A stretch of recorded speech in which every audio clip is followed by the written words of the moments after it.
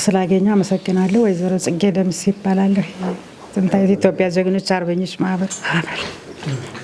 ስለ ሰላም ምን ጊዜም መዘመር ያለብን ነው። ሰላም እናቶች መዘመር አለባቸው፣ አባቶችም መዘመር አለባቸው። በተለይ እናቶች ሰላምን እንዲሰፍንልን መጣር አለብን። በየጎረቤቱም በልጆቻችንም በያገኘነው መስክ ሁሉ ስለ ሰላም ማስተማር አለብን። ሰላም ካለ ነው ውለን የምንገባውም ልጆቻችን ተምረው የሚመጡ።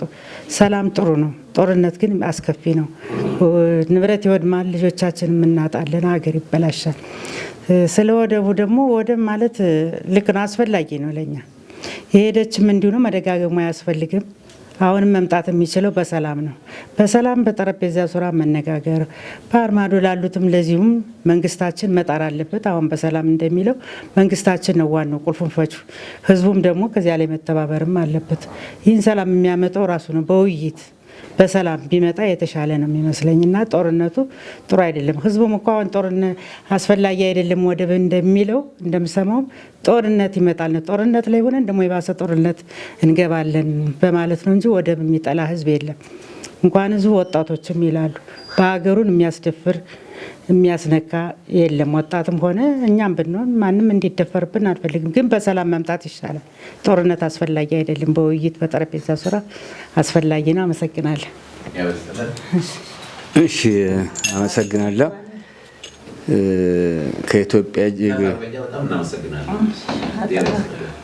ከኢትዮጵያ ጀግኖች አርበኞች ማህበር አርበኛ አስማማው መካት እባላለሁኝ። በእውነት ይሄ መድረክ የሰላም የፍቅር የአንድነት በመሆኑ እኔ የኢትዮጵያ ሕዝብም ድጋፉን ሰጥቶ ይበል የሚያሰኝ መልእክት ሊያስተላልፍ ይገባል። ወንድሜ አቶ አብርሃም በዝርዝር ያቀረበው ሁኔታ እኔ በእውነት በጣም ነው ያረካኝ። በአገሩ ላይም ያው የችግሩ ተካፋይ ስለነበረ ያቀዋል ብዙን ችግርና በሚሊተሪ ውስጥ አለ ነበር ስለተባለ በጣም ነው የማደንቀው። ምክንያቱም የችግሩ ተካፋይ አሁን በቦታው ላይ ተገኝቶ ሁላችን አሁን ብዙዎቻችን በዛ ችግር በአስመራም በሶማሊያም ጦርነት ላይ ስለነበርን የረብሻን የቱማታን ነገር የሰላምን ነገር የሚያውቀው እዛው ውስጥ የነበረ ሰው ነው እና በጣም ነው የማመሰግነው ለቀረበው አስተያየት። ሌላ አገራችን በዚህ ሁኔታ ላይ እንዴት ወደቀች? ከመጀመሪያ ጀምሮ ከጣሊያን ጀምሮ ጣሊያን ወደዚህ ሲመጣ ይችን ለማገር ቆርሼ ወይም ንብረቷን ዘርፌ እሄዳለሁ በሚል እሳቤ መጥቶ ሳይሳካለት ተሸንፎ በመሄዱ ነጮች ራስ ምታት ሆኖባቸዋል በከፍተኛ ደረጃ እና በመሸነፋቸው ምክንያት ሁለት ጊዜ አይተው በሁለተኛው ጊዜ አልተሳካላቸውም።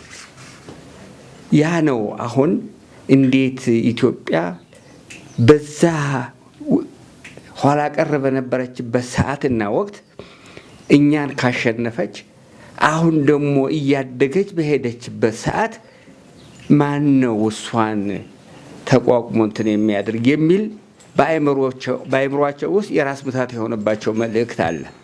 ኢትዮጵያ እንዳታድግ ማለት ነው። ስለዚህ ይሄ ሁኔታ ተዳምሮ ነው አገራችን ችግር ውስጥ የከተተብን። የውጭ ሀገር ትኩረታቸው ወደኛ ነው። አሁን ነዳጅ ሊወጣ ነው። አሁን ማዳበሪያ ተዘጋጅቷል። ኮሪደር እየተሰራ ነው። ሌላም ሁኔታዎች እቅዶች አሉ። ይሄንን በአስቸኳይ ማቆም ማበላሸት አለብን።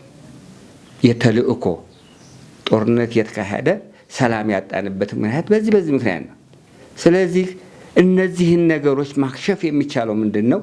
የኢትዮጵያ ሕዝብ ዘወር ብሎ ራሱ ላይ ቆሞ ማየት መቻል አለበት። ቅድም እንደ ምሳሌ ተነግሯል። የራሻ ሁለት ጠንካራ ፓርቲዎች ነበሩ፣ ሞልሸቪክ እና ቤልሸቪክ የሚባሉ። እነሱ የጉድ የሚባል ተቃውሞ ነበራቸው በሀገራቸው ላይ። የጀርመን ናዚ ሲመጣባቸው ራሳቸው ሰብሰብ ብለው የለም አገራችንን የምናድነው አንድ ስንሆን ነው። ይህንን የመጣብንን ጠላት ድባቅ እንምታና የእኛን ሁኔታ ወደኋላ ተመለስን እናያለን በሚል እሳቤ ሁኔታውን ተመካክረው ያንን የመጣ የናዚ ሰራዊት ድባቅ መተው አገራቸውን ሰላም አድርገው አሁን በአንድ ፓርቲ እየተመሩ ነው። ለዚህም ነው ግንቦት 9 ከፍተኛ ድምቀት በተሞላበት ሁኔታ የሚያከብሩት። ትምህርት ሊሆነን ይገባል። ትልቅ ትምህርት ነው። ስለ እውነት ነው የምለው። ስለዚህ የእኛን ችግር የእኛን ስቃይ ችግር እኮ ያልፋል ነገ ጧት። የማያልፈው ግን ጠባሳ ነገር ነው። ኢትዮጵያውያኖች ለረዥም ጊዜ ከጣሊያን ጀምሮ እስከ በሶማሌ ጦርነት እኮ ታይቷል። ሁሉም እኮ በሶ ወቃጭ ነው። ሁሉም እኮ ስንቅ አቅራቢ ነው። አዋሽ ደርሰው ነበር። እኔ በቦታው ላይ ስለነበርኩበት ማለት ነው። እና ትልቅ ፈተና ያለፍንበት ወቅት ነው። ኩባ ወንድሞቻችን እንኳን መጥተው በረዳትነት መጥተው መስዋዕት ከፍለው ሄደዋል እኮ የውጭ ሀገር ዜጎቹ እንኳን እኛ። ስለዚህ ይህንን ነገር የኢትዮጵያ ሕዝብ ሰብሰብ ብሎ ምን እያደረግን ነው? ምን መስራት አለብን? ግብጽ በዚህ መጥቶብናል፣ ሻዕቢያ በዛ መጥቶብናል። ደግሞ የፖለቲካውን አዝማሚያ ሌላም ሊመጣ ይችላል። ስለዚህ ያንን ሁኔታ አይተን ሰብሰብ ብለን አንድ ሆነን የውስጥ ችግራችን ወደፊት የሚፈታ ነው በሚል እሳቤ ሁኔታዎችን ማመቻቸት የኢትዮጵያ ሕዝብ ኃላፊነት አለበት።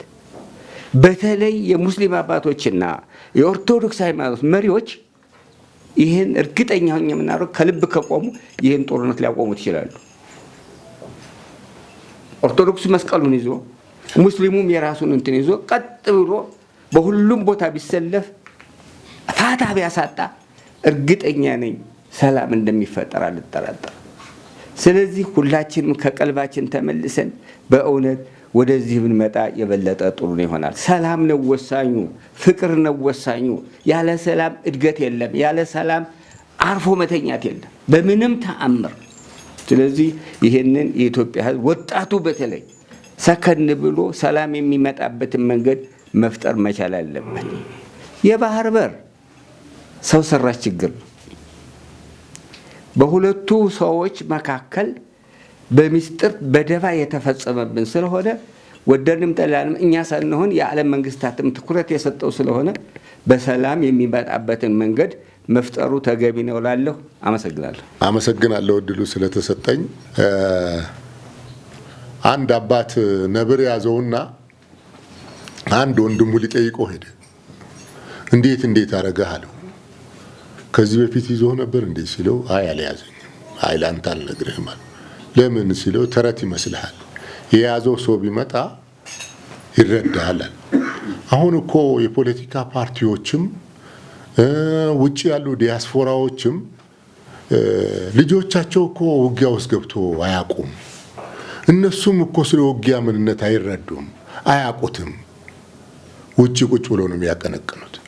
ስለዚህ የኢትዮጵያ ሕዝብ ጠንካራ ሕዝብ ነው። ውጊያም ቢመጣ ለውጊያ ወደ ኋላ የሚል ሕዝብ አይደለም። ለውጊያም መመከት የሚያቅተው ሕዝብም አይደለም። ግን ቅድም ከአባቶች እንደተገለጸው መንግስታችን መንግስት መሆን አቅቶታል እላለሁ። እኔም ራሴ ብዙ ጊዜ ለምንድን ነው የጎበዝ አለቃ የበዛው?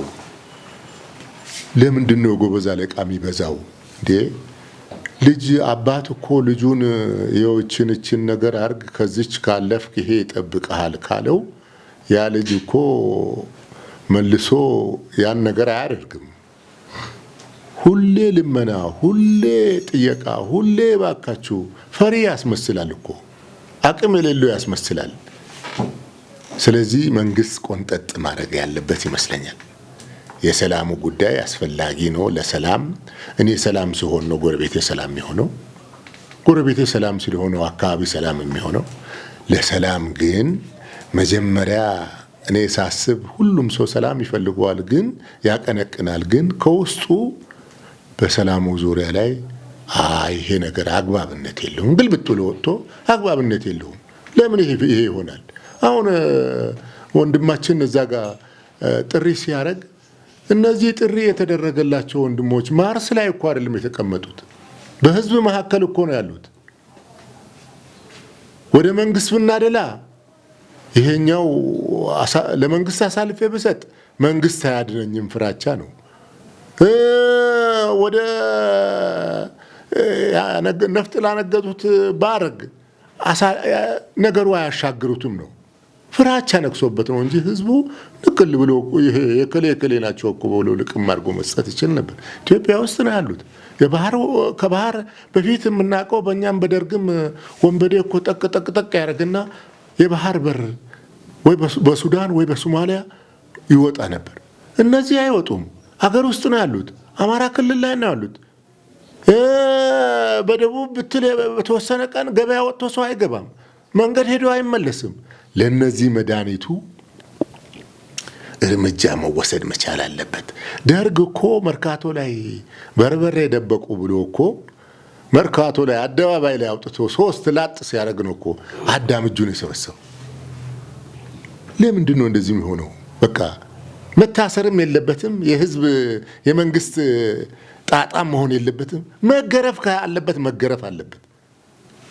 ስለዚህ መንግስት ችላ ባይል ኮስተር ቢል ጥሩ ነው እላለሁ። ወንድሞቻችን በእርግጥ በጫካም በዱርም በገደልም ያሉ ወንድሞቻችን ተው፣ ነፍጡ ይቅር፣ መሳሪያው ይቅርባችሁ። የሚጣፍጥ ማረሻ አለ፣ ረሱ ብታርሱ ይሻላችኋል። በእርሻ ጥቅም አለ። እሸት ትበላላችሁ፣ ለሀገራችሁም እሸት ታበላላችሁ። እናት አባትም ትደግፋላችሁ። እናንተም ጥሩ ልብስ ትለብሳላችሁ፣ ጥሩ መኝታ ትተኛላችሁ። መሳሪያ አጎት አይመርጥም፣ አክስት አይመርጥም። አይተነዋል፣ ደምተን አይተነዋል፣ ተሰብረን አይተነዋል። ኪሳራ እንጂ ትርፍ የለውም። ስለዚህ ተመለሱ እላለሁ። አመሰግናለሁ። አቶ ትዕግስቱ ከህዝብ የተወከሉ በጣም እናመሰግናለን። አጠገቡ እሺ፣ እመጣለሁ። እሺ፣ ጌታሁን ገብረ ጊዮርጊስ እባላለሁ ከጥንታዊ ኢትዮጵያ ጀግኖች ማህበር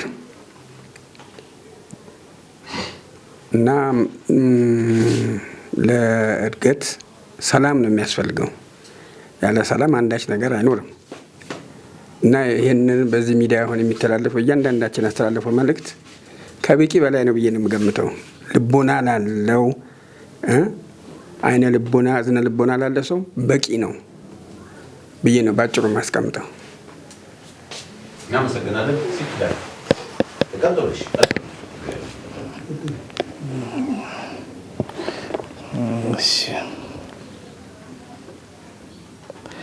የኔ ያው ትንሽ አጠር ያለ ነው።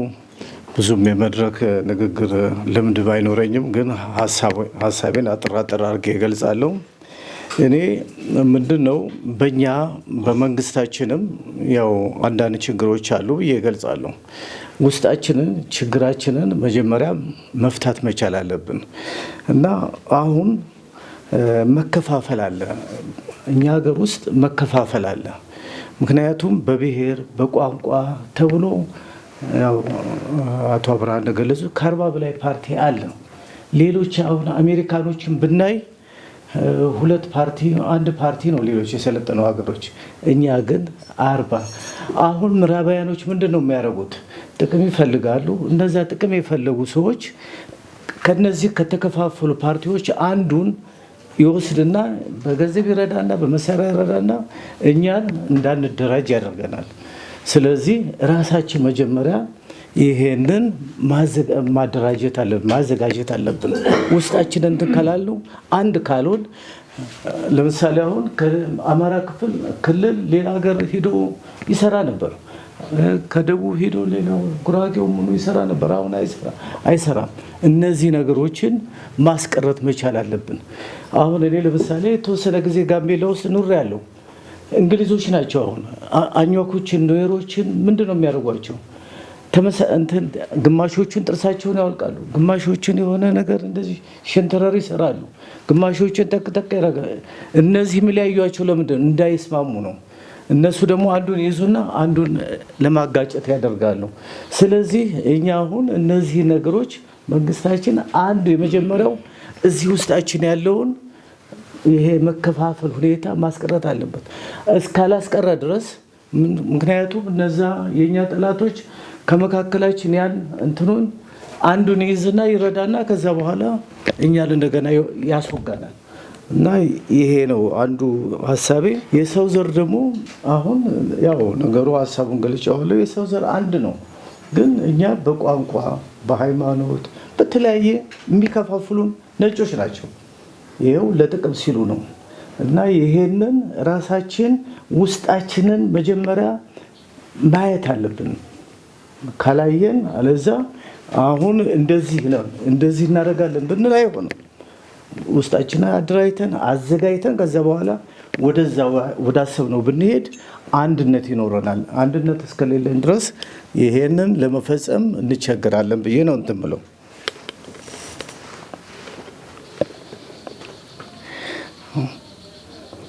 አሜሪካ አሁን እንዳልኩት ቅድምም ያው አሜሪካ ሁለት ፓርቲ ነው ያለው፣ ዲሞክራትና ሪፐብሊካን ነው ያለው። ሌላ ፓርቲ የለም። ሁለቱ ነው የሚለውጡ። እኛ ጋር ግን ስንት ነው? ከ40 እና ከ50 በላይ ነው። በብሔር የተደራጀ ነው።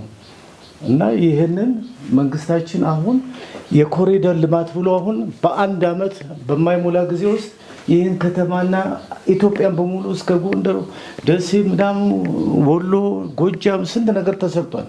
ይህንንም የፖለቲካውን አደረጃጀት ቢያዘጋጀው የተሻለ መፍትሄ እናገኛለን። ፖለቲካውንም አለዛ መከፋፈል እስካለ ድረስ አሁን ጦርነቱ ይራዘማል። ምክንያቱም ሄድን አሸነፍ ስንል በጎን እንደገና ይመጣብናል።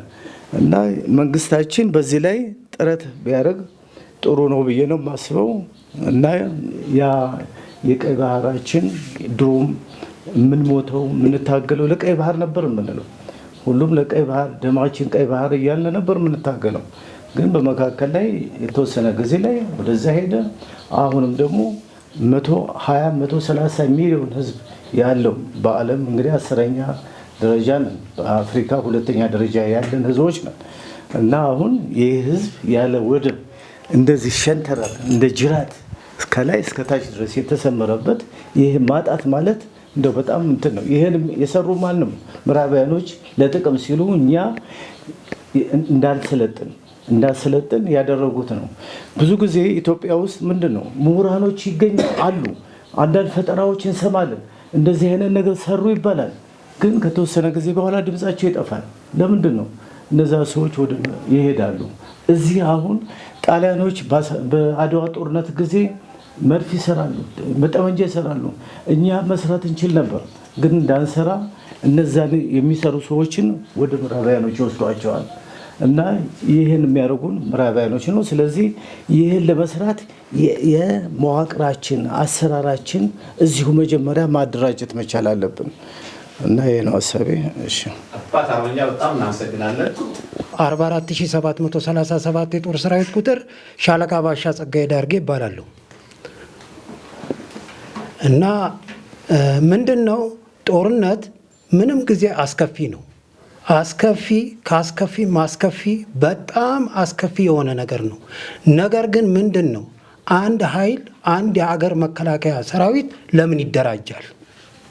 የሚደራጅበት ምክንያት ራሱን የቻለ ነገር አለው። ቀደም ሲል ኢትዮጵያ ባለው ሁኔታና ባለው ይዘት ላይ ኢትዮጵያ ሰው ወይም ሌላ ሀገር ተንኩሳ ነክታ አታውቅም። ትተነኮሳለች፣ ታሳልፋለች። አሁንም አሁን ባለንበት ትውልድና በአሁኑ ጊዜ ውስጥ ደግሞ ምን አለ? ክቡር ጠቅላይ ሚኒስትራችን ምንድን ነው ያስቀመጡት? መጀመሪያ ምን እናድርግ? ከመደመር በፊት ክፋት፣ ተንኮል እንቀንስ፣ ፍቅር፣ ሰላም፣ አንድነት እናብዛ። ይህንን ስናደርግ እንደመራለን። ስንደመር ምን እንሆናለን?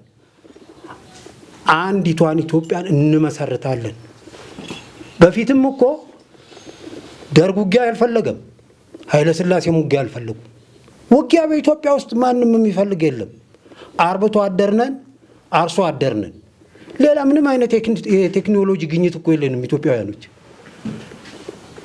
አርብተን አርሰን ለፍተን ደክመን ምንበላንን። አትንኩን፣ ድንበራችንን አትንኩ፣ በዚህ ሰርተን እንብላ፣ በዚህ እንተዳደር፣ ተውን ነው የምንለው። ቀይ ባህር ደማችን አሁንም ቀይ ናት፣ ጀግኖች በትግላቸው እስካሁን ያቆዩት ብለን ዳህላክ፣ ምጽዋ፣ አዎ በመቀጠል 26ኛ ሻለቃ እውነቴን ነው ብዙ ተአምር ሰርተናል፣ ብዙ ነገር አድርገናል። ግን በምንም አይነት በማይታወቅ መንገድ የወደብ በር ተሰጠ። የወደብ በር ሲሰጥስ ምንድን ነው የምናደርገው? አሁን እኮ በአግባቡ አንለቅ፣ አንሙት፣ ልጆቻችን አይለቁ። የምንዋጋው እርስ በርስ ነው። አገራችን በስነ ስርዓት የምትፈልገው መብቷ ይጠበቅላት፣ የወደብ በራችን ይሰጠን ነው የተባለው። የወደብ በር አይገባችሁም ብሎ ካለና በእርቅ በድርድር የማያምን ከሆነ ይሄ እንግዲህ ግልጽ ነው፣ የታወቀ ነገር ነው። መጀመሪያ ግን ፍቅር ነው። ፍቅር ያስፈልጋል። ፍቅር ማለት ምንድን ነው? አሁን እንደመር፣ እንነጋገር። ኢትዮጵያ ትለግሳለች፣ ትሰጣለች፣ ባላት አቅም መለገስ ካለባት ትለገሳለች። አይደለም እንዴ? የዚህ አይነት ሁኔታ ስላለ ምንድን ነው የመከላከያ ሰራዊት የሚቋቋሙ ወይም ደግሞ የሚመሰረተው አንድና አንድ ነው። አገር ለመጠበቅ ነው፣ ድንበር ለመጠበቅ ነው፣ የኢትዮጵያ አንድነትና ሉዓላዊነቷን ለመጠበቅ ነው። ኢትዮጵያ እንዳትነካ፣ ኢትዮጵያ ድንበሯ እንዳይቆረስ፣ እንዳትወረር ምን መደረግ አለበት? በፍቅር ጠይቀናል። በፍቅር አይሆንም የሚባል ነገር ካለ እየተመለከትን ነው። አሁን እኮ የተሰራ ነገር ምንድን ነው? የኮሪደሩ ልማት ማን ነው እሱ? እኔ በተአምር አይቼ አላቅም። እኔ በውትድርና ይዘት ውስጥ ነው ያሳለፍኩት። ወታደር ነኝ፣ አሰልጣኝ ነኝ፣ ተዋጊ ነኝ። ከተራ ወታደር አንስሼ ሹም እስከምሆንበት ጊዜ ድረስ እኔ ቅጥር የምድር ጦር መሐንዲስ መምሪያ ነው። ብዙ አይነት ነገር ፈንጂ ላይ ተንከባሎ እኮ ያሳለፈ የተቆራረጠ ስንት ወንድሞቻችንና ስንት ጓደኞቻችን አሉ። ይሄ ሁሉ እያለ ኢትዮጵያ ፍቅር ስትጠይቅ አይ አንቀበልም፣ አይ አናውቅም፣ አይሆንም ብሎ ካለ የግዴታ አንድና አንድ ነው ያለው ሁኔታ ምንድን ነው? ጋራችንን ልቀቁልን፣ ቦርደር አለን። በቦርደራችን መሰረት ያንን ማስከበር መቻል አለብን። አለበለዚያ ግን ሰው አይለቅ፣ አይጥፋ። ለምን? ተከባብረን ተስማምተን ኢትዮጵያ የሚገባትን ነገር ታግኝ። ይሄ ነው የጠቅላይ ሚኒስትሩ ጥያቄ። ሰው አይለቅብን፣ አይጥፋ፣ አይውደም። በስነ ስርዓት መብታችንን ጠብቁልን፣ መብታችንን እናግኝ ነው። እናግኝ። ምን ያደርግልናል ጦርነት? ተጦርነት እኮ እናያለን። ዩክሬን፣ ጋዛ ምናምን ፍርስርስ ወጥቶ በስንት ዓመት የሰሩትን በአንድ መድፍ ጥይትና በአንድ ሚሳኤል አይደለም ድራሹን የሚያጠፉት። የስንት ዓመት ክምችት፣ የስንት ዓመት ንብረት፣ ህፃናት በደም እየተለወሰ ያንን እያየ የሚያድግ ህፃን፣ ያንን እያየ የሚነሳ ትውልድ ምንድን ነው የሚሆነው? ይሄንን አኒ ነው። ይሄንን እንዳናይ ሰላምና ፍቅር ያስፈልገናል ለማለት ነው። እያንዳንዱ ይሄ ደግሞ ሊሆን የሚችለው በምንድን ነው? የሀገሩን ሰርዶ በሀገሩ በሬ ይላል። የሀገሩን ሰርዶ በሀገሩ በሬ ማለት በየሀገሩ ያለው የሃይማኖት አባቶች፣ አዛውንቶች ይሄንን ቆመው በስነ ስርዓት ለወጣቱ ትምህርት መስጠት፣ ማስረዳት። ፋኖ ከየት የመጣ ነው? አማራው። ሌላውስ ከየት የመጣ ነው? በየሀገሩ እኮ በየአንዳንድ ሁኔታ እየተተለለ እኮ ከእናቱ ጉያ እኮ እየሄደ ነው ይህንን ሁሉ ችግር የሚያመጣው። መማር ሲገባው እንዳይማር ነፍጥ እያስተማረው፣ ትጥቅ እያስተማረው፣ ያንን ትጥቅ እየታጠቀ ብቻ ዝም ብሎ እየተጓዘ ደሙን ያፈሳል። እንደገና ወንድሙን ይገላል። ቀየውን ንብረቱን ያበላሻል፣ ያጠፋል። ራሱ የሚኖርበትን ተመልሶ የራሱን ቀየ የራሱን ንብረት ያጠፋል። ተመልሶ ልገንባህ ቢሎ የሚገነባው ነገር ምንም ነገር የለም። ያ እንዳይሆን ምንድነው የሀገር ሽማግሌ ይስራ፣ እንመካከር፣ እንነጋገር ማለት ትልቅ ነገር ነው። ይሄንን ነገር ስናደርግ ነው አሁን መጀመሪያ መደመር ሳይሆን መቀነስና ማብዛት ያለብንን ነገር ማወቅ አለብን። እሱን ስናውቅ መጀመሪያ ከላይ ያለችውን መደመር። ድሮ እኮ ትምህርት ቤት ሆነን ልጆቻችንን ወይም ደግሞ እኛ ስንማር 4 እና 4 ስንት ነው? 8 ነው። ለሁለት ሰው ስንት ይደርሰዋል? 4 አይደለም እንዴ? 4 ሲደርሰው እኔ ለአንዱ አንድ ስሰጥ ያኛው ጓደኛዬ ደግሞ እንደዛው ሲያደርግ ተካፈልን አይደለም እንዴ? አንዳንድ እንካፈላለን። ስንት አካፈልን? 6 አካፈልን። እኛ አንዳንድ ያዝን። ስለዚህ ያ ሲሆን ምን ይመጣል? መደመር አንድ ላይ የሚመጣው መጀመሪያ ቸርነት ሲኖረን፣ ፍቅር ሲኖረን፣ መግባባት ሲኖረን፣ ሁለት ኖሮኝ እንደሆነ አንድ ሳለብስ፣ ሁለት ጎርስ እንደሆነ አንድ ሳጎርስ የዛን ጊዜ ነው። አዎ ቤት ማን ነው ቤት አፍርሶ ቤት የሚሰራ ሰው ለአንድ አዛውንት ቤት ሲሰጥ ጠቅላይ ሚኒስትሩ እኮ ፊት ለፊት ሆኖ አንድ ነገር ሲያሳዩ ምንድን አሳዩ ማለት ነው? መመሪያ ነው። በወረዳ ያለው በክፍለ ከተማ ያለው መሪ ይሄንን ስራ ያንን ሁሉ ነገር እኔ ዞሬ አልሰራውም። የከተማ ከንቲባ አንድ ነገር ሲያሳይ ምንድን ነው በወረዳ በክፍለ ከተማ ያላችሁት እያንዳንዳችሁ መሪዎች ይሄንን ነገር አድርጉ፣ እያንዳንዳችን ይሄንን ላይ እንደርሳለን። ካሳንቺስ ምን ነበረ እናውቀዋለን፣ ያደግንበት ነው። ወደዚህ ወደ ፒያሳ ምናምን ስንወጣ ያደግንበት ነው። ድሮ በ50 ሳንቲም ፊልም እያየን ያደግንበት ነው። ይሄ ሁሉ ሲሆን ዛሬ ምን ትመስላለች? ምን እያየን ነው? ልማቱ ጥሩ ነው። እንዴትስ አድርገን የኑሮ ሁኔታውንና የኑሮ ይዘቱን ደግሞ እንዴት አድርገን እናረጋጋ?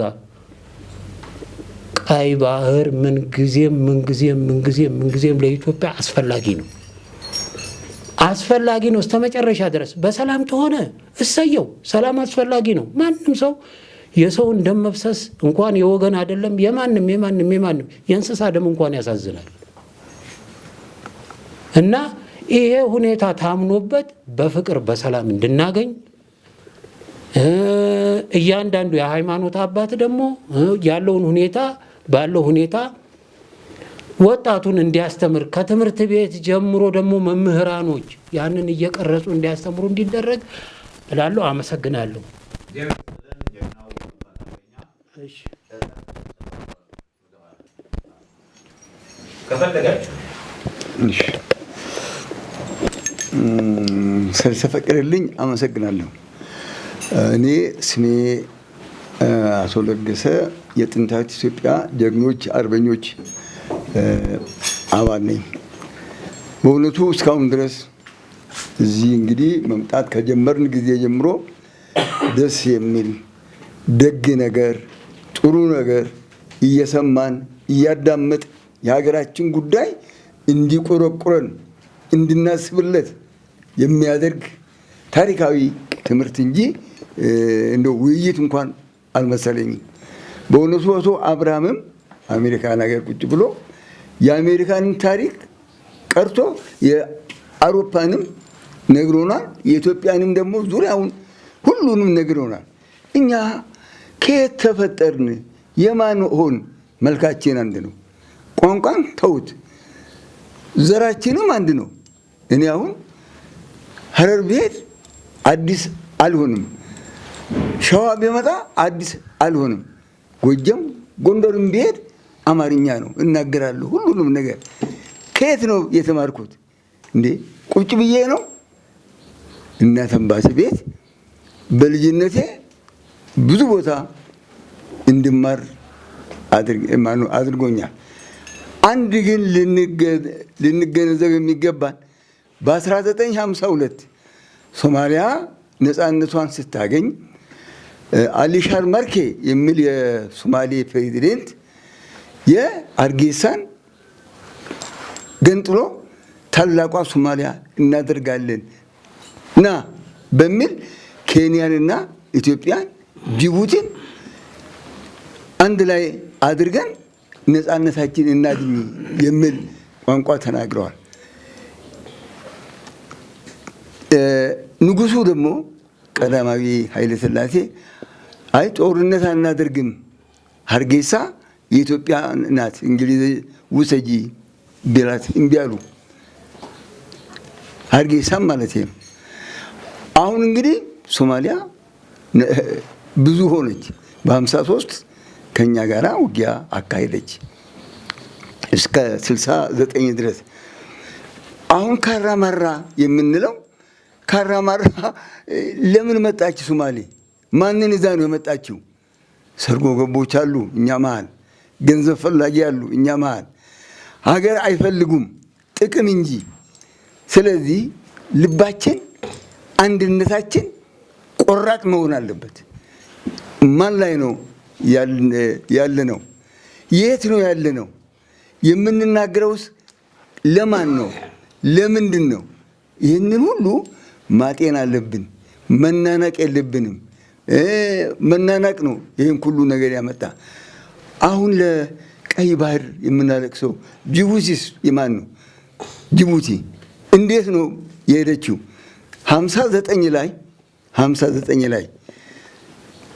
59 በመጋቢት አካባቢ ላይ ነፃነት ልታገኝ ነበር። 95 ታንክ ሶማሌ ከአርጌሳ አመጣች። የት? ጅቡቲ አካባቢ ላይ። እኛም ትንሽ ታንኮች ከዚህ ከጅማ እና ከአዲስ አበባ ምናምን አመጡ። ጅቡቲና በየቦታው አስቀመጡ። አሁን የፈረንሳይ ፕሬዚደንት መጡ። ሰላም ማድረግ አለባችሁ። 8 ቀን ተቀመጡ አዲስ አበባ። ሰላም ማግኘት አለባችሁ። ጦርነት አሁን ልክ እንደምንነጋገረው ለኛ አይበጀንምና ለናንተም አይበጅም። ይሄ ሁሉ ታንክ የሁሉ መሳሪያ ለምን በሚል ለ10 ዓመት ፈረንሳይ እንድትመርጥ ተደረገ። በ10 ዓመቷ ሶማሊያ ነፃነቷን ስታገኝ ማነው ጅቡቲ ነፃነቷን ስታገኝ ነፃ ስትሆን ከኛ ጋር እርግጥ የሄዱ አሉ፣ የተከራከሩ አሉ። አልሆነም። ሶማሊያ ኃይሏን አምጥታለች፣ ጦርነት ከፍታለች። ስለዚህ ኮሎኔል አጥናፉ ነበሩ የሄዱት። ምን ይደረግ ያው ተመልሶ መጡ እና አሁን በዚህ በአስመራም ቢሆን የማን ነው? ከየት ነው? ከማን ነው የመጣ?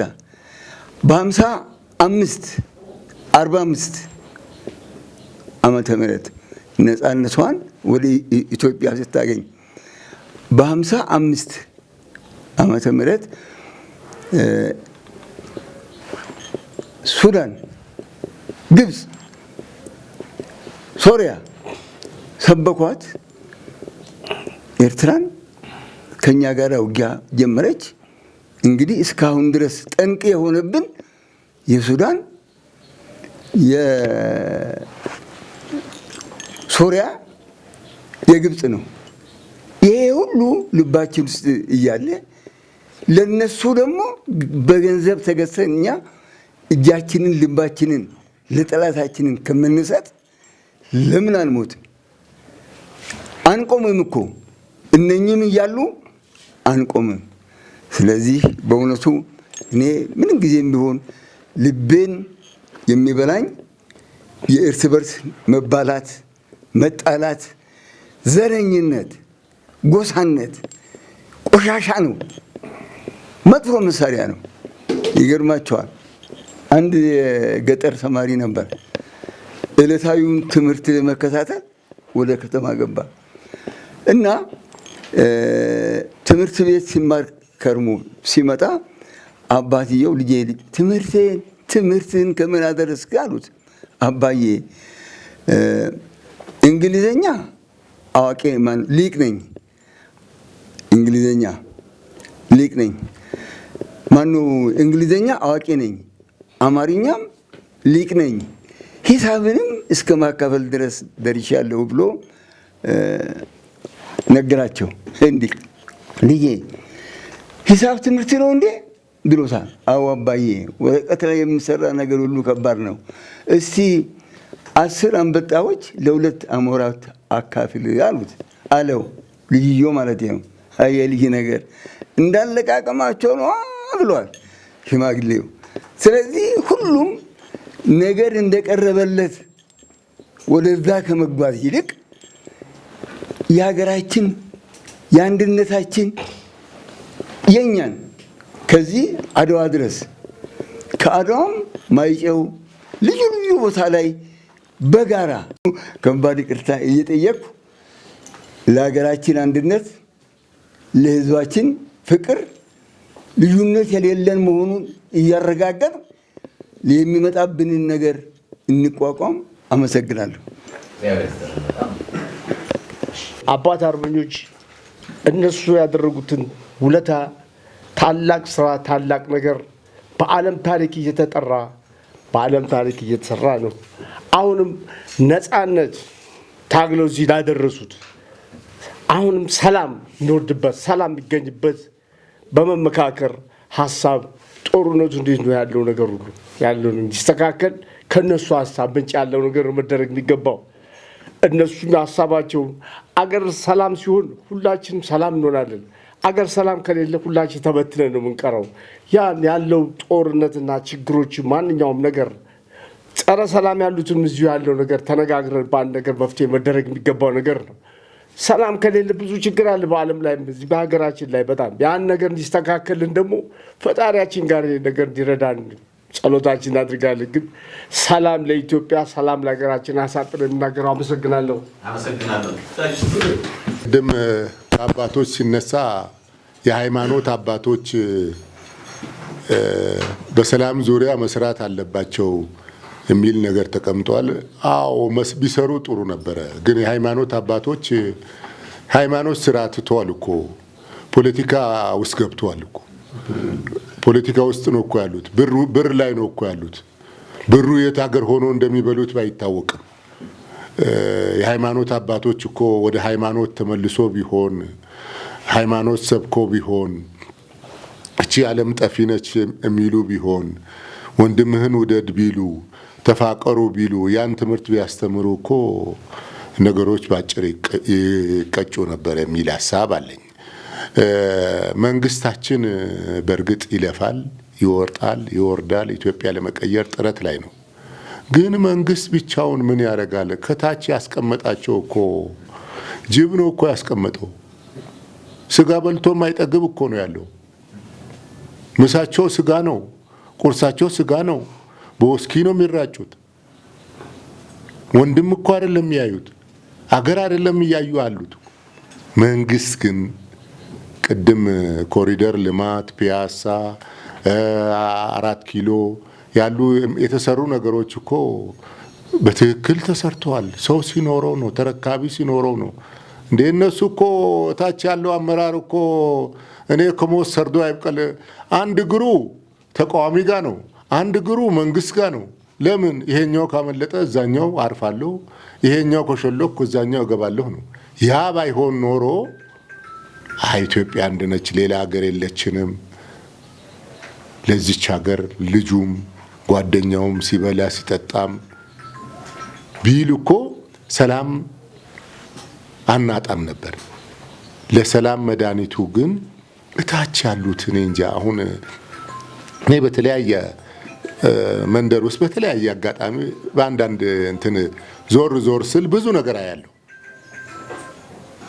በእውነት እላቸዋለሁ። እኔ አሁን ኢትዮጵያ እግዚአብሔር ከኛ ጋር ስላለ ነው እንጂ ደንብ አንድ ሰው የሆነ ነገር ሰርቶ ቢያየው ይመጣና 200 ሺህ ብር ይላል። ያ 200 ሺህ ብር ከተወለደ ጊዜ ጀምሮ ያላየውን ሳንቲም ነው የሚጠይቀው። ሚሊዮን ይባላል። ወንድም ወንድሙን ያግታል። ካገተ በኋላ እኔ አንዳንዴ ታች ያሉ አመራር እጅ ባይኖርበት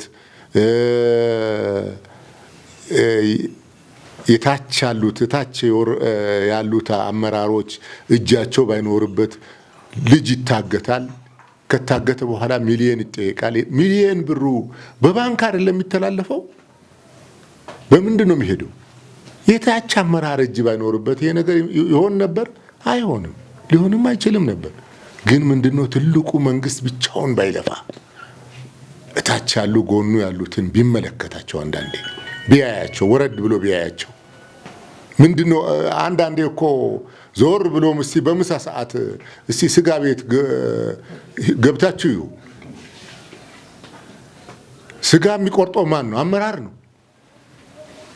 ውስኪ የሚጠጣው ማን ነው? አመራር ነው። ስጋ ቤት እኮ በሬ ከሌላ ሀገር አይደለም የሚመጣው። ኢትዮጵያ ውስጥ የደለበ በሬ ዋጋው ጣራ የመታው በማን ነው? በላቡ ነው? በደሞዙ ነው? አይደለም እንዴ። ምን ቸገረው? እከሌ ይሄን አክል አስገባ ይለዋል። ያው ሳይወድ በግዱ ያስገባል። እከሌ ይሄን አምጣ። ንግድ ቤቶች አሁን ንግድ ቤት አሁን በመስራት ባለመስራት ላይ ነው ችግር ላይ ነው ያሉት። ያለ ትኬት ቆርጠሃል ይበላና ያለ ትኬት ቆርጠሃል ከምጠቁምብህ ይሄን አክል ውረድ እከሌ ላከው ይለዋል። እሱ በልቶ ጠጥቶ አናፍቶ ይሄዳል። ብር ይላክለታል። ይሄ መንግስት ወረድ ብሎ ካላየ አገር ሰላም ይመጣል ብሎ መገመት በጣም ከባድ ነውና ስለዚህ በዚህ ጉዳይ ላይ ወረድ ብሎ ቢያ ይላለው። አመሰግናለሁ። አመሰግናለሁ። ቅድም የተናገርኩት ነገር ነው።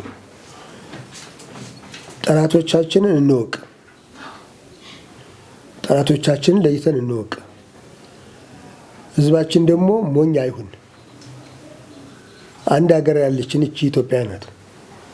የአፍሪካ የዓለም መሳቂያም አንሁን። ጠላቶቻችን በተለያየ መልክ እንደሚፈታተኑን ማወቅ አለብን። ጫና ያሳድሩብናል። ከአድዋ ጀምሮ ሞከሩ፣ አልሆነላቸውም። ዛሬ ደግሞ በምን መጡ? በመከፋፈል በጎሳ መጡ። ሰላም የላቸውምና እርስ በርሳቸው እየተናኮሱ ስለሆነ በዚህ አጋጣሚ እንጠቀም የሚል ኃይል መጥቷል። ያንን ማወቅ አለብን። ስለዚህ በጫካ ያላችሁ፣ በዱር ያላችሁ፣ ለህፃናት ስትሉ፣ ለእናቶች ስትሉ እባካችሁ እንደው በዚህ በባንዲራ ይዘናችኋል፣ በህዝብ ይዘናችኋል፣ በህፃናት ይዘናችኋል። ሰላም በሀገራችን እንዲሰፍን አድርጉ። የጠላት ወሬ አትስሙ። እነሱ በደላ ኑሮ ነው የሚኖሩት። ግብፅ ውስጥ እኮ ጥይት አይጮህም። ግብፅ እኮ በሰላም ነው የሚኖሩት። የውሃ ችግርም የለባቸውም። ስዊዝ ካናል አላቸው፣ ሜዲትራኒያን ባህር አላቸው። የውሃ ችግር የለባቸውም። የውሃ ችግር አስመስለው በግድቡ ላይ ይኸው 14 ዓመት ሙሉ ለፈለፉ። ግን የሚፈልጉት ውሃውን ሳይሆን ደለሉን ነው፣ አፈሩን ነው። አፈሩን የቀረባቸው ውሃው ይሄዳል። እኛ ሳናዝ እኛ ሳንፈቅድ በአባይ ወንዝ ላይ ምንም አይነት ነገር አትስሩ ብሎ ማለት የአድዋን የውጫሌ ውል የተመሳሰለ ነገር ነው። የጣሊያን መንግስት ሳይፈቅድ ኢትዮጵያ መንግስት ከማንም ሀገር መንግስት ጋር መገናኘት አይችልም ይላል የውጫሌ ውል። ዛሬም ግብጾች ያመጡት ያንን ነው። በአባይ ወንዝ ላይ እኛን ሳታስፈቅዱ ምንም ነገር ማድረግ አትችሉም ነው። ብታስፈቅዱ ኖሮ ትገነቡ ነበር ነው፣ ግድቡ ትሰሩ ነበር። ሳታስፈቅዱ ነው የሰራችሁት ነው። 80% የነሱ 20% የሱዳን ነው። ኢትዮጵያ ባለቤት ሆና ግን የለችበትም። ይህ ሁሉ ጫና እያለ ይህን ሁሉ ምስጢር እያወቅን መልሰን የነሱ ተላላኪ መሆን ያሳፍራል። ነገ እኮ አንቀጥልም በዚሁ። ነገ ሌላ ሁኔታ ይፈጠራል። አሁንም የ83 ዓመተ ምህረትን አይነት በዛ ላይ የቆሙ ሰዎች አሉ። የ83 ዓመተ ምህረት ድርጊትን ዛሬ ለመፈጸም የሚፈልጉ ሰዎች አሉ። 35 ዓመት አለፈው እኮ እሱ። የአንድ ጎረምሳ ልጅ ወጣት እድሜ አሳለፍን እኮ። ተወልዶ አድጎ ተምሮ ዲግሪ ይዞ ሚስት አግብቶ ልጅ ወልዶ የሚኖርበት ዘመን እኮ ነው 35 ዓመት። እዛ ላይ ቆመዋል አሁን። ስለዚህ ጊዜው እንደ መኪና ጎማ የሚሽከረከር ነው። ባለንበት አንቁም፣ እንሂድ። ዓለም የደረሰበት እንድረስ። ሌሎች ሀገሮች 24 ሰዓት ጦርነት 7 ቀን ደግሞ ጦርነት አድርገው ፈራርሰዋል። እኛ ደግሞ 24 ሰዓት ስራ 7 ቀን ስራ ላይ ነው ያለነው። ልዩነታችን እዚህ ላይ ነውና ሀገራችንን እንገንባ። እባካችሁ ቀልብ ይግዛችሁ፣ አይምራችሁ ያስብ። ለህፃናት፣ ለእናቶች፣ ለአዛውንቶች፣ ለሀገር ፍቅር ሲባል ወደ ሰላም እንውላለሁ። አመሰግናለሁ።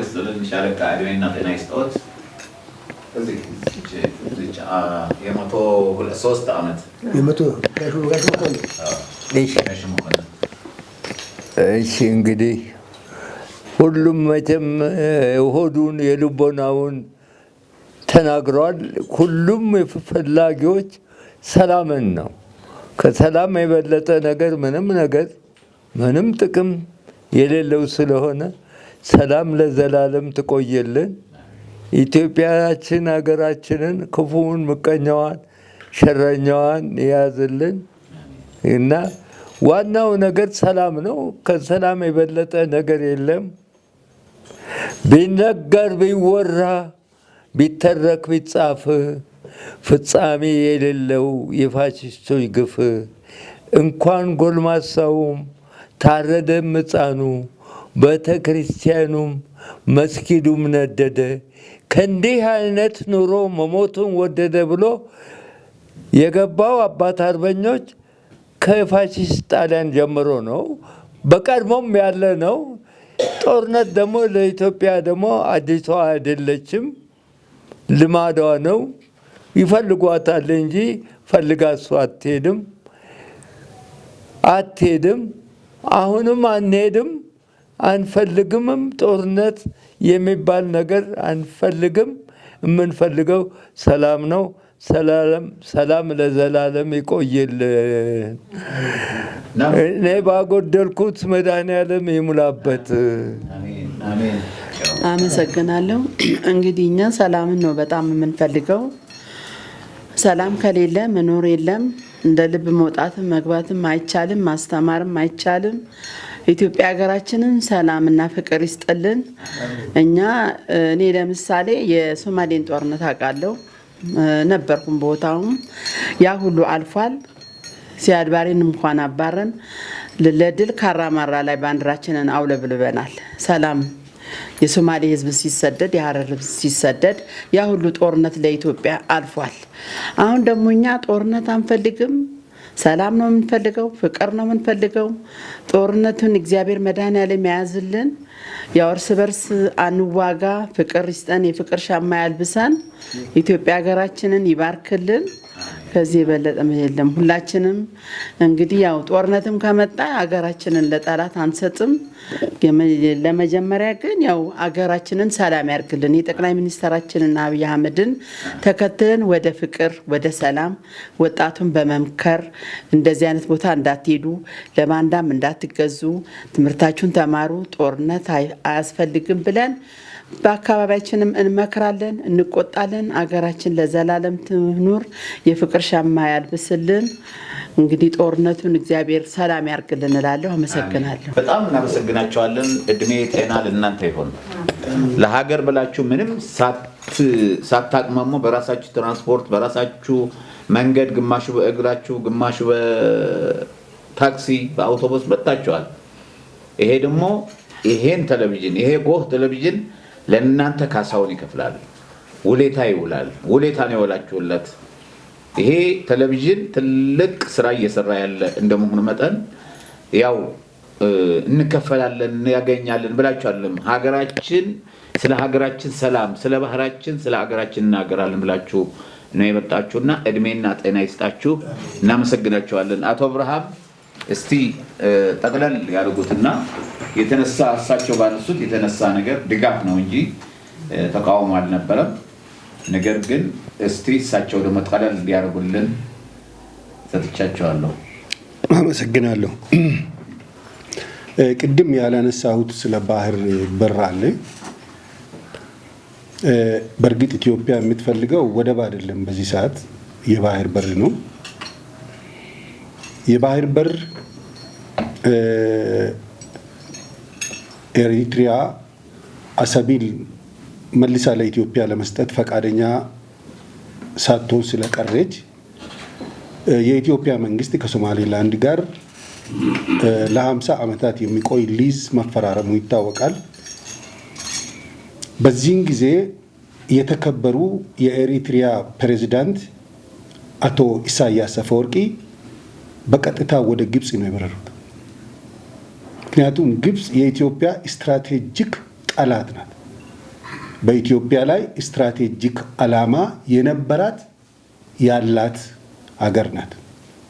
እስከዚህ ሰዓትና ደቂቃ ድረስ እዚያ ነው የበረሩት። የራሳቸውን የባህር በር ከከለከሉን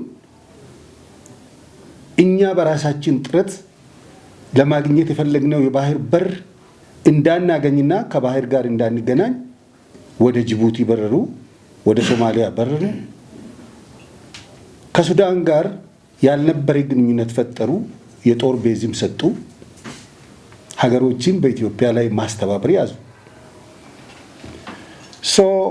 ይሄ እንግዲህ ከበስተጀርባው ስትራቴጂክ ዓላማ እንዳላቸው የታወቀና የተረጋገጠ ነው። ኤሪትሪያ በአቂሟ ኢትዮጵያን በራሷ የቅኝ አገዛዝ ስር ለማስገባት ህልም አላት ማለት ነው። የራሳቸውን የባህር በር መከልከል፣ የራሳችን ነው ብሎ የራሳችን የባህር በር መከልከል እና ባልታወቀ ሁኔታ የባህር በሩን የራስ ማድረግ። ስለዚህ ከባህር ጋር ደግሞ ጨርሶ እንዳንገናኝ ነው ጥረታቸው። የባህር በር ካለን በዓለም ላይ ያለው ባህር በሙሉ የኛ መብት ነው። አትላንቲክ ኦሽን የኛ መብት ነው። ኢንዲያን ኦሽን የኛ መብት ነው። ሜዲትራኒያን ሲ፣ ፓሲፊክ ኦሽን የኛ መብት ነው። ባህር የሁሉም የጋራ ነው። የአንድ ሀገር ባህር የለም። ባህር የጋራችን ነው። በባህር ውስጥ ያለውን ሀብት እውቀቱን፣ ቴክኖሎጂውን ካለን አውጥተን መጠቀም እንችላለን። ምክንያቱም ዓለም አቀፍ ባህር ክልክል የለውም። የተወሰነ የቀይ ባህር ክልል እስከ 28 ኪሎ ሜትር ድረስ የኤርትራ ቢሆንም እንኳን በመሃሉ ያለው የሬድ ሲ ወይም የቀይ ባህር የእኛም ጭምር። የባህር በር ማለት በዚች ሰዓትና ደቂቃ ለ130 ሚሊዮን የኢትዮጵያ ሕዝብ አንገትና ህይወት ነው። ይሄ መታወቅ አለበት። የባህር በሩ ለ600 ተከታታይ ዓመታት ከአክሱማዊት ኪንግደም ጀምሮ ኢትዮጵያ ስትጠቀም ቆይታለች እስከ 1983 ድረስ። በዚህ ሂደት ውስጥ ወራሪዎችና ፋሽስቶች ኢትዮጵያን የባህር በር አልባ ለማድረግ የሳሉት ካርታ አለ። ከካርታው በፊት ግን ባህሩ የኢትዮጵያ አንጡራ ሀብት ነበር። ባህረ ነጋሽ ተብሎ የሚጠራ ነበር። ቀይ ባህር ወይም ደግሞ ኤሪትሪያ የሚለው ራሱ ቀይ ባህር ማለት ነው ትርጉሙ። እና ይህንን ትርጉም በመስጠት ይህንን ስም በመስጠት ኢትዮጵያን የባህር በር አልባ አድርጓል በዚያን ሰዓት። ይሄ ስትራቴጂክ ዓላማቸውን የሚያሳይ ነው። ነገ ኢትዮጵያን እንዴት አድርጎ መግዛት እንደሚችሉ ገና ከህልማቸው ውስጥ አልጠፋንም። በምናባቸው ውስጥ ኢትዮጵያ መልሶ የመቆጣጠር ሁኔታ እስካሁን ድረስ አለ። ስለዚህ የባህር በሩ በዚህ አይነት ሁኔታ የተወሰደ ሲሆን ኢትዮጵያ ወደብ ሳይሆን የባህር በር ትፈልጋለች። የባህር በሩን በሰላም በውይይት በሰጥቶ መቀበል እና በሌሎችም በጎ መንገዶች መፈጸም አሁን ያለው መንግስት የዚህ ትውልድ ኃላፊነትና ግዴታ ነው። የባህር በሩን መልሶ ለመቀዳጀት በሚፈልጉት አይነት መንገድ አስፈላጊውን ነገር አድርጎ ኢትዮጵያን ከጂኦግራፊ እስረኝነት ማላቀቅ የግድ ነው። በዚህ አይነት ሁኔታ ነው እንግዲህ የባህር በሩ መታየት የሚገባው። የባህር በሩ ዝም ብሎ አይደለም፣ ዝም ብለን አይደለም ስለ ባህር በር የምንነጋገረው ወይም ስርዓትን አይደለም። ይሄ ነው። በሌላ በኩል ሰላምን በተመለከተ በሀገሪቱ ውስጥ የሚገኙ የሚዋጉ በሙሉ በሰላም ድል መቀዳጀት ይችላሉ። በውይይት ድል መቀዳጀት ይችላሉ። በፍቅር ድል መቀዳጀት ይችላሉ። በጠመንጃ የሚደረገው ድል ግን ረፍዶበታል። ጊዜው አይደለም። በጠመንጃ አፈሙዝ የሚመጣ መንግስት በጠመንጃ አፈሙዝ ይሄዳል። በጠመንጃ አፈሙዝ የመጣው የዚያድ ባሬ መንግስት በጠመንጃ አፈሙዝ ነው ሄደው። በጠመንጃ የመጣው ጀነራል ፋራይድድ በጠመንጃ አፈሙዝ ነው ሄደው። በጠመንጃ የሚመጡ ሁሉ በጠመንጃ ይመለሳሉ። ተረጋግቶ የቀሩበት ዘመን የለም። ስለዚህ በኢትዮጵያ ውስጥ ደግሞ የእርስ በርስ ውጊያ ነው ያለው። በየትኛውም ክልል ውስጥ የእርስ በርስ ውጊያ ነው ያለው። ይሄ የእርስ በርስ ውጊያ የትም ሊያደርስ አይችልም። ስለዚህ ቅድም እዛ ወንድማችን የተናገሩት ኢትዮጵያ ራሷን ማስከበር አለባት የሚባል ነገር ተነግሯል። አዎ ሰላምና የህግ የበላይነት ተነጣጥሎ የማይሄዱ የአንድ ሳንቲም ሁለት ገጽታዎች ናቸው።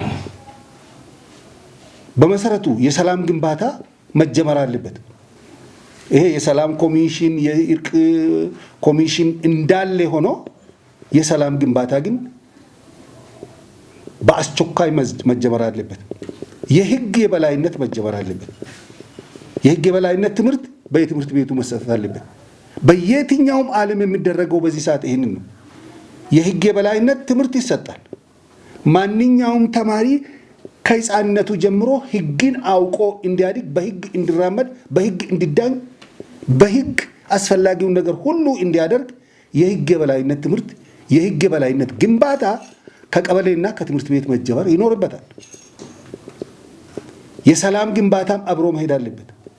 የሰላም ጥቅምና የጦርነት ጉዳትን ትምህርት መሰጠት አለበት ለህብረተሰቡ። ዛሬ በቀበሌ አካባቢ፣ በወረዳ አካባቢ ቅድም እንደተጠቀሰው የህግ ጥሰቱ ጎልቶ የወጣበት ነው። በመሰረቱ አንድ ነጋዴ አንድ ሱቅ ተከራይቶ ከሱቁ ያለውን ጠቅላላ እቃ አውጥቶ መንገድ ላይ መዘርጋት የህግ ጥሰት ነው። ፍጹም የህግ ጥሰት ነው። ከፍተኛ የህግ ጥሰት ነው። ፓብሊክ መንገድን አሮጊቶች፣ ህፃናት፣ ወላዶች፣ እርጉዞች የሚሄዱበት መንገድ መዝጋት ምን ይባላል? የህግ ጥሰት ነው። ስለዚህ የህግ የበላይነት መገንባት አለበት። ሰዎች ሲራመዱ፣ ሲሄዱ፣ ሲመለሱ፣ ሲወጡ፣ ሲወርዱ የህግ የበላይነትን መከታ ማድረግ አለባቸው። ህግ እንዲመክታቸው፣ ህግ እንደሚያስተዳድራቸው፣ ህግ እንደሚያስከብራቸው፣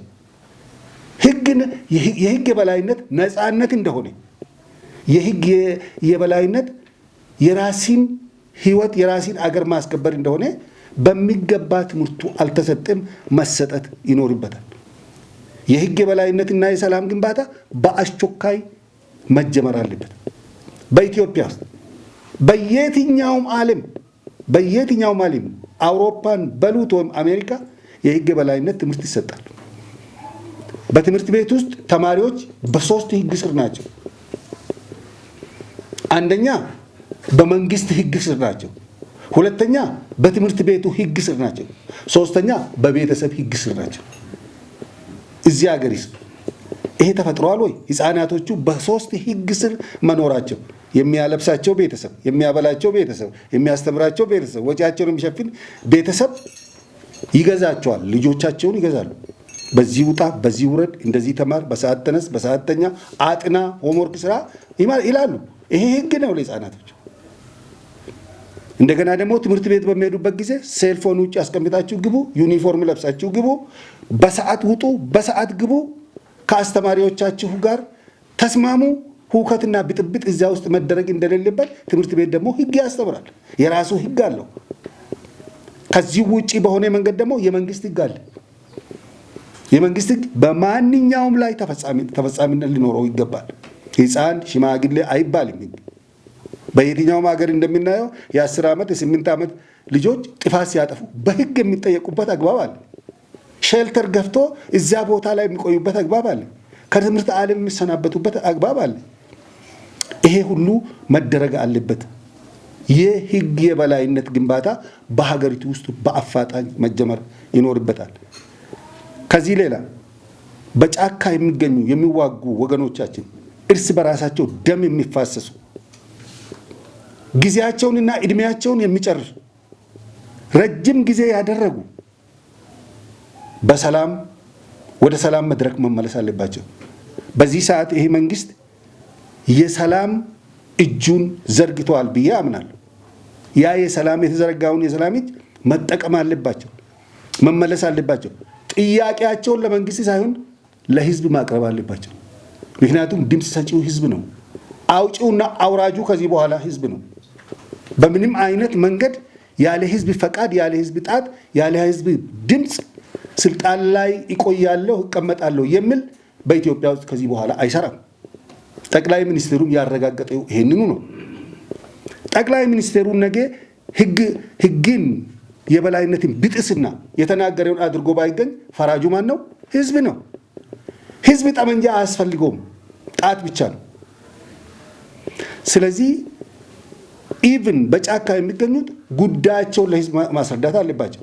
የፖለቲካ ድርጅቶች ወዘተ የሚባሉ እዚህ ቦታ ላይ የሚርመሰመሱ 40-50 የፖለቲካ ድርጅት የሚባሉት እነሱ በምን ምክንያትና እንዴት ይህ ሁሉ 40 ፓርቲ በኢትዮጵያ ላይ ሊኖር እንደቻለ ለእኔ አይገባኝም። ይሄ ለእኔ እንቆቅልሽ ነው።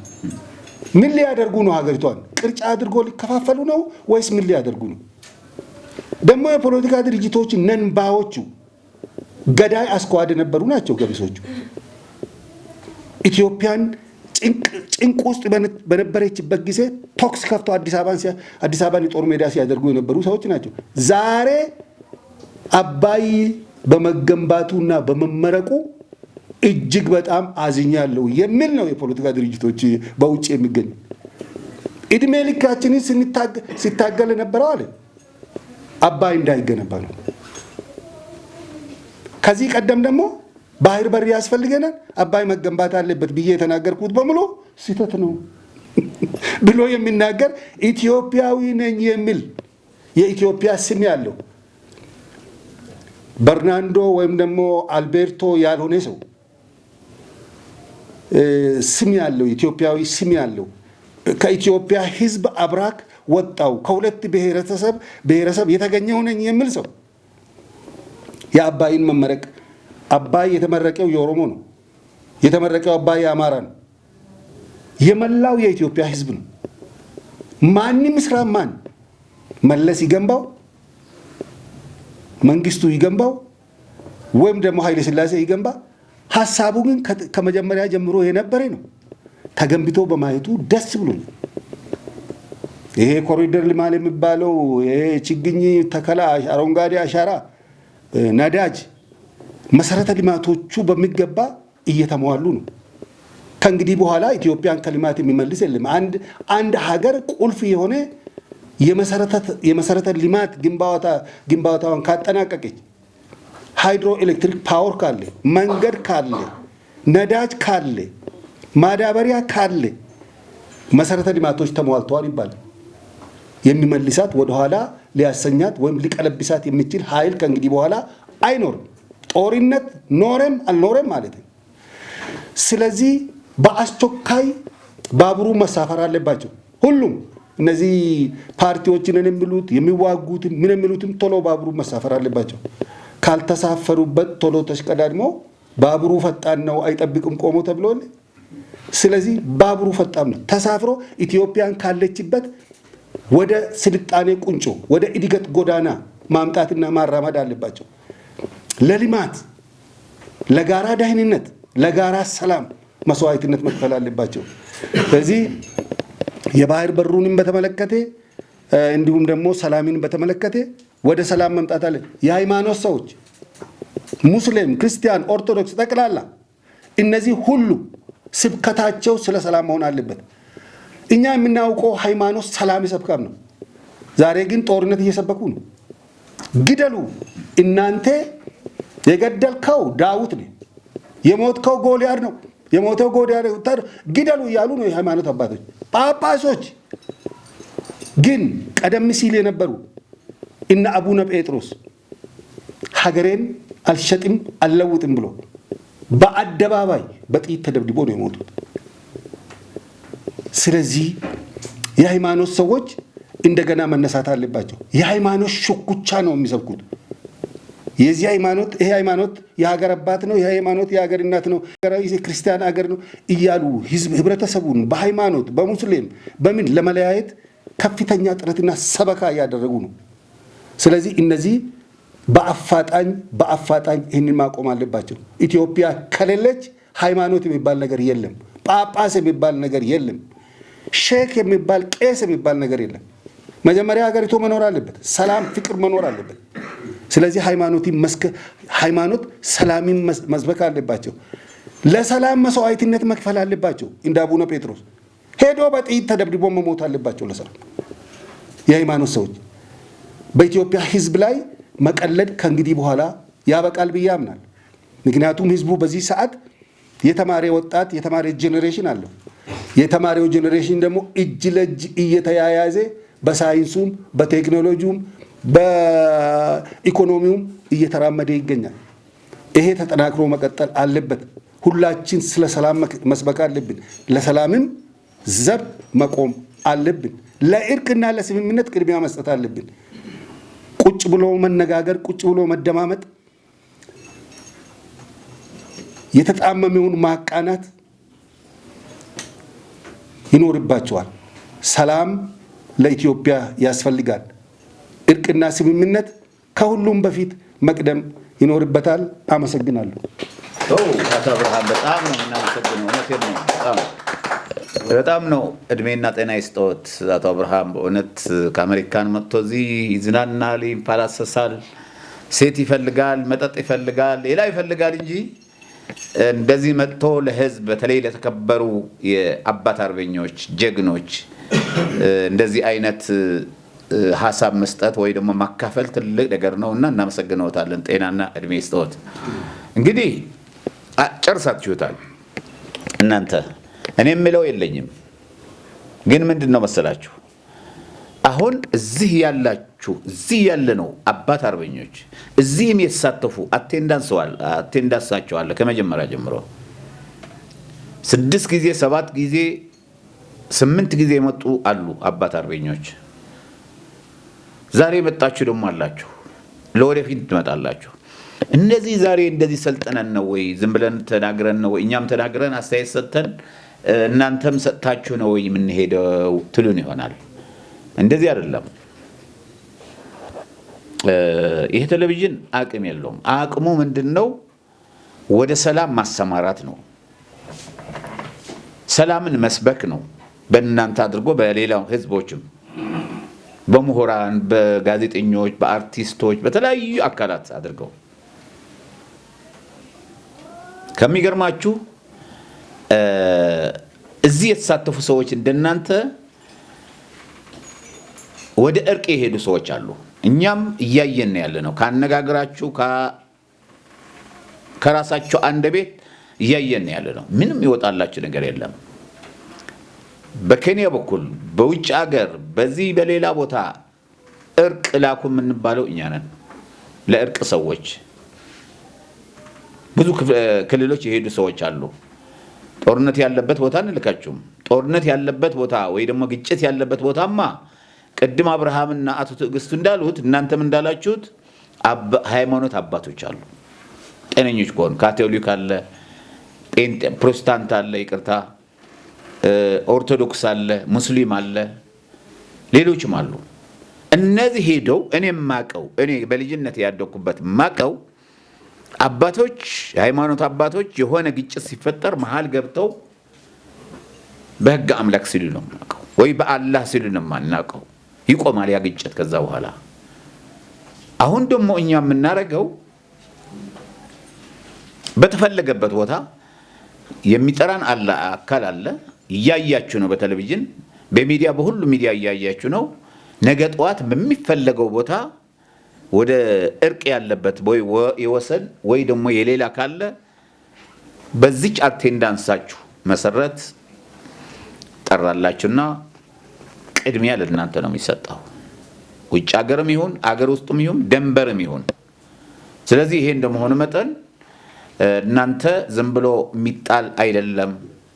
ለቆም ነገር የምትፈልጉ ስለሆናችሁ ነው የተጠራችሁ እንጂ ብዙ ሰው ነው ያለው አዲስ አበባ 6 ነው 7 ሚሊዮን አለ። እሱ ማምጣት እንችላለን በስልክ ከቀበሌም ከመናምንም ከክፍለ ከተማም ከከንቲባም እንትን አድርገን እናስመጣለን። እዚህ እኮ ፖሊሶች ይመጣሉ፣ ኮማንደሮች ይመጣሉ፣ ከፌደራል ፖሊስ ከአዲስ አበባ ፖሊስ ይመጣሉ። የ11ዱ ክፍለ ከተሞች የጸጥታ ኃላፊዎች ሰላምና ጸጥታ መጥተው ይወያያሉ። ታዩታላችሁ። ሁሉ አርቲስቶች ይመጣሉ፣ ነጋዴ ይመጣል፣ ወጣት ይመጣል፣ ሴት ይመጣል፣ ይወያያል። ይሄ መጥቶ ተወያይቶ ወደ ቤቱ ይመለሳል። እስራኤል ምንድን ነው የምታደርገው? እስራኤል ወጣቱ ሲያድግ ታሰለጥናለች፣ ቤቱ ታስቀምጠዋለች። እነሱ ለጦርነት ነው፣ እኛ ደግሞ ለሰላም ነው የምናዘጋጀው። ስለዚህ ቅድም አቶ ብርሃን ምን አሉ? መጀመሪያ ጥርን የማቀርበው ጠመንጃ ለያዙ ሰዎች ልጆቻችን ናቸው። ትክክል፣ ልጆቻችን ናቸው፣ ወንድሞቻችን ናቸው። አባትና ልጅ እኮ ነው እየተዋጉ ያሉት። አንዳንድ አንዱ ሌላ ነው፣ አንዱ ሌላ ነው። በብዙ ቦታዎች መጥቀስ አልፈልግም።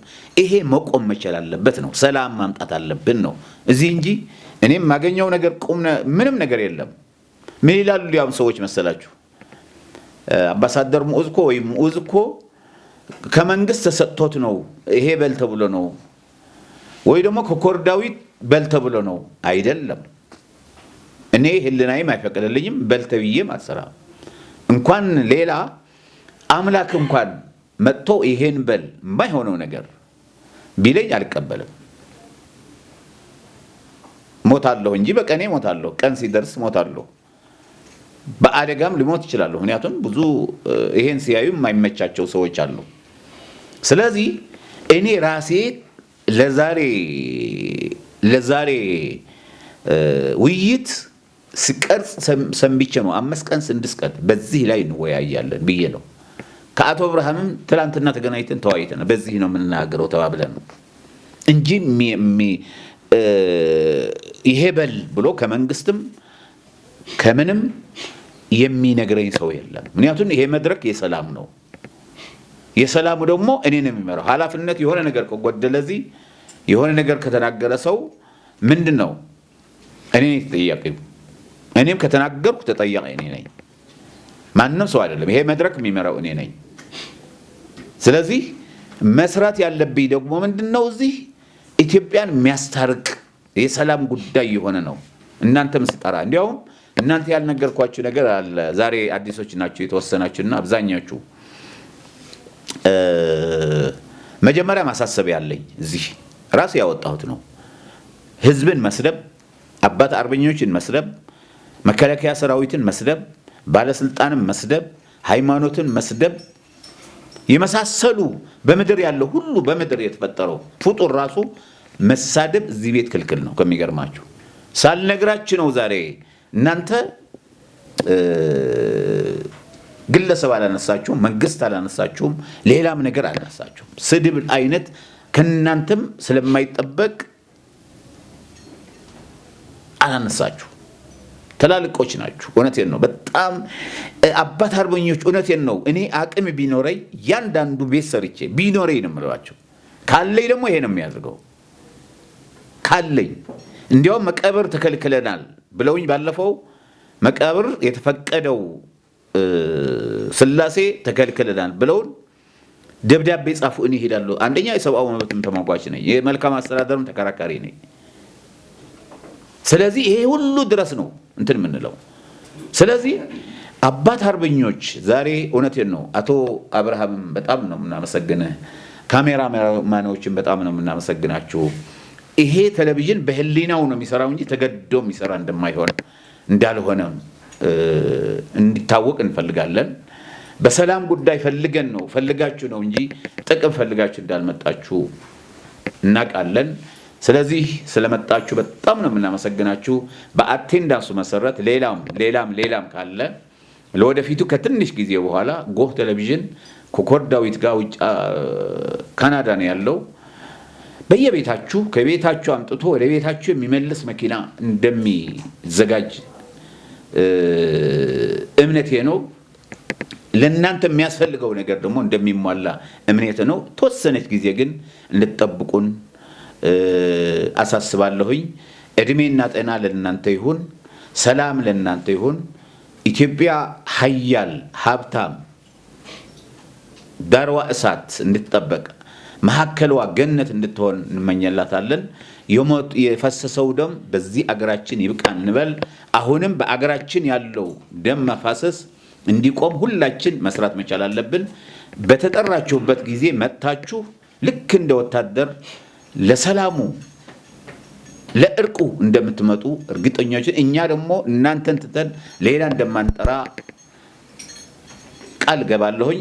እግዚአብሔር ይስጥልን። ፎቶግራፍ እነሳና ወደ ተመጣጣንበት እንሄዳለን። አመሰግናለሁ። እግዚአብሔር ይስጥልን።